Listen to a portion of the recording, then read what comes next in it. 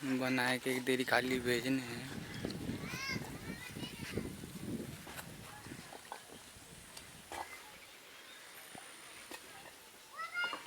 मैं तेरे तो बनी अच्छी तो बनाए भेज दे। कल तुम दिखा।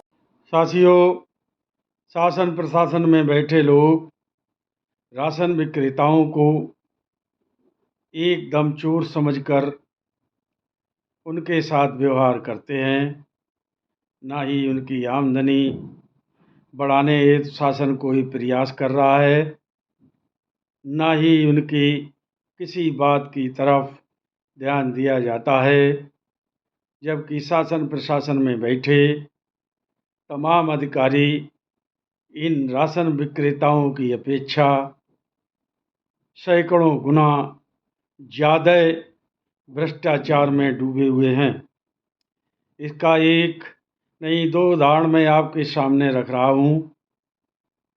शासन की योजना के अनुसार राशन विक्रेताओं के लिए प्रत्येक गांव में अन्नपूर्णा भवन बनवाए जा रहे हैं। जहां तक मुझे जानकारी है, इन अन्नपूर्णा भवनों की कीमत लगभग 12-13 लाख रुपए है। अब इन अन्नपूर्णा भवनों को बनाने के बाद सरकार राशन विक्रेताओं को सौंप देती है और उनसे एग्रीमेंट कराती है कि इस देश में कोई भी कमी हुई तो उसकी मरम्मत या जिम्मेदारी सब राशन विक्रेता की होगी। लेकिन अन्नपूर्णा भवन बनवाते समय न तो राशन विक्रेता को भूमि चयन के समय तवज्जो दी जाती है और ना ही राशन विक्रेता से भवन बनते समय कोई मशवरा किया जाता है।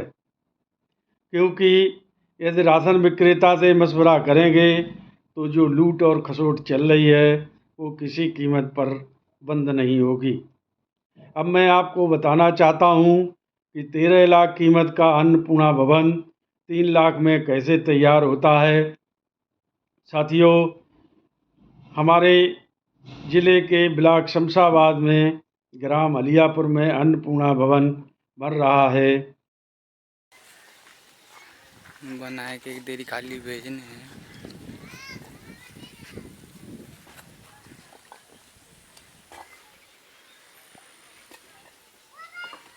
मैं तेरे तो बनी अच्छी तो बनाए भेज दे। कल तुम दिखा।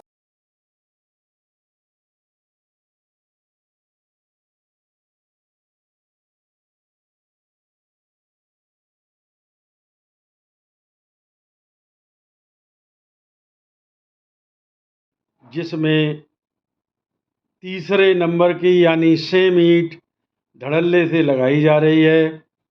सुनने में आ रहा है कि ठेकेदार जो है उसे भाजपा नेताओं का संरक्षण प्राप्त है। इस कारण वह उसमें पानी से भिगाकर सेम ईंट का इस्तेमाल कर रहा है। अब आप लोग बताइए, अव्वल न सही 2 मोनी चाहिए, लेकिन इन 2 ईंटों के अलावा तीसरे नंबर की ईंट से जब अन्नपूर्णा भवन बनेगा तो वह कितना चलेगा। उसमें जो भी डैमेज या नुकसान होगा उसकी भरपाई राशन विक्रेता से कराई जाएगी। इसी तरह का एक वाकया इसी ब्लॉक के ग्राम कुइयाधीर में सामने आया, जहां पर राशन विक्रेता से किसी तरह से पूछा भी नहीं गया। ग्राम प्रधान ने अपने दरवाजे के सामने बच्चों के खेलने के लिए जो मैदान छोड़ा गया था उसी में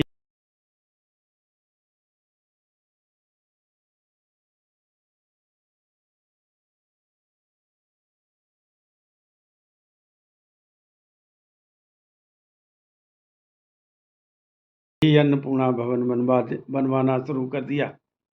इसका जब विरोध हुआ तो प्रधान के पक्ष में स्थानीय प्रशासन से के लेखपाल कानून खड़े हो गए और कहने लगे राशन विक्रेता की कोई बात नहीं सुनी जाएगी, ग्राम प्रधान सब कुछ होता है।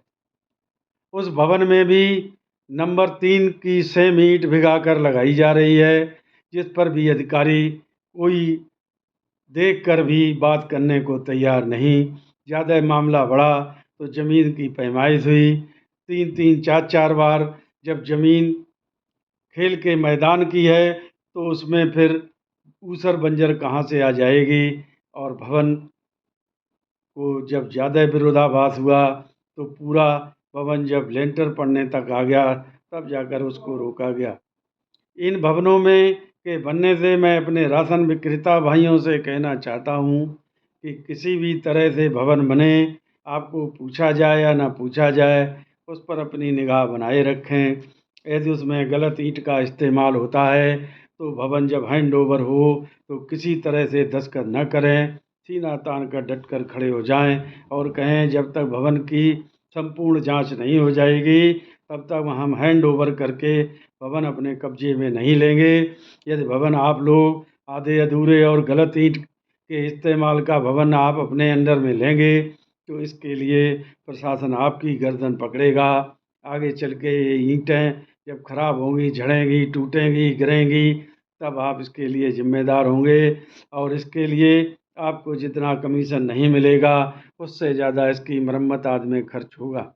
कहीं कहीं किसी अन्नपूर्णा भवन में तो पिलर खड़े करने के बाद 4 इंची दीवारें लगाकर पर्दे की तरह उसे बंद कर दिया जाता है और अन्नपूर्णा भवन हैंड ओवर कर दिया जाता है।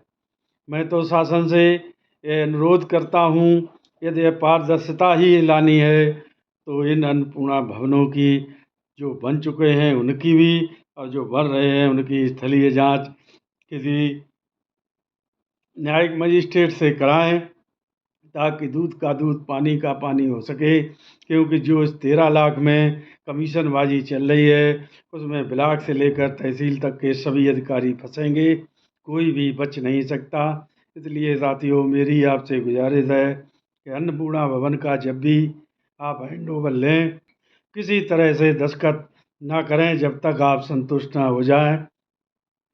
साथियों मेरी बात यदि किसी को बुरी लगी हो तो वह क्षमा करे। नमस्कार, जय हिंद, जय